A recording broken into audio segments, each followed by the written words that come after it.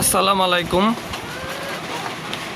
আমার এই খামারটা রেডি হয়েছিল আজকে থেকে প্রায় 6 মাস আগে, মানে শীতের 1 মাস আগে, হয়তো এরকম শীতের 1-1.5 মাস আগে, আগামী বছরের।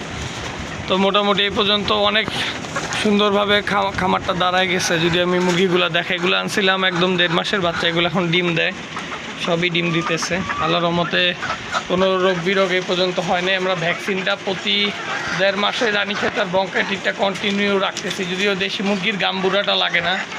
আর এটা হচ্ছে আমার সেই পাজি মোরগ। এখানে আরেকটা মোরগ আছে, হ্যালো ব্ল্যাক বার্ড, ও শুনতেছে। আর এটার নাম হচ্ছে হ্যালো লালটু, হ্যালো লালটু, হ্যালো লালটু, হ্যাঁ লালটু।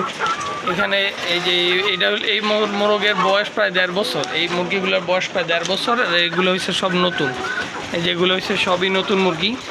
এখানে যা দেখতেছেন এগুলো হচ্ছে সব নতুন মুরগি। এগুলোও ডিম দিতেছে মাশাল্লাহ। ডিমের কালেকশনও অনেক ভালো। এখানে প্রায় 60টা বা 60টার উপরে ডিম হয়, দৈনিক 60টার উপরেই হয়, ভাঙা যায় কতগুলা। এগুলো বাদ দিয়ে এই 60টা বা 65টা 70টা থাকে এরকম। মুরগি আছে প্রায় 128টা এরকম টাইপের। যদি দেখাই মুরগিগুলার এখন সাইজ, এই যে মুরগিগুলো মাত্রই খাওয়া দাওয়া কমপ্লিট করছে।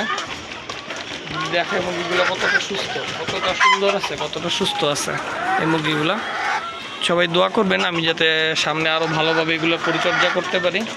যদিও পুরোপুরি এখনও গুছানো হয়নি, এই যে খাবার পড়ে যাচ্ছে, এই যে লস হইতেছে, এটা যাতে না হয় সেই ব্যাপারেও দেখি উদ্যোগ নিব। এগুলো সবাই একটু খেয়াল করবেন, যাদেরই খামার আছে সবাই আস্তে আস্তে খেয়াল করবেন এই ব্যাপারগুলো। খাবার যাতে লস না হয়, খাবার লস হলে পরে কিন্তু ফার্মিং সেক্টরে লস হয়ে যাবে। আর এই লস কখনোই পোষায় ওঠা সম্ভব না। এই যেখানে কয়টা ফাউমি আছে, এই যে আমার ফাউমি, এই যে ফাউমি, এই যে ফাউমি, এই 5টা ফাউমি, আর সবই হচ্ছে দেশি মুরগি।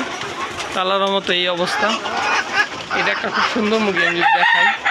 হ্যালো হ্যালো, দেখছো? তোমাকে সবাই দেখতেছে। হ্যালো, তোমাকে না, তোমাকে না, তুমি প্রত্যেকবারই খালি সামনে আসো কেন? সরো তুমি ভাই, সরো তুমি, সরো সরো সর, সরে না। আর এইটা হলো একটা জংলি মুরগি, এটা অনেক পাজি।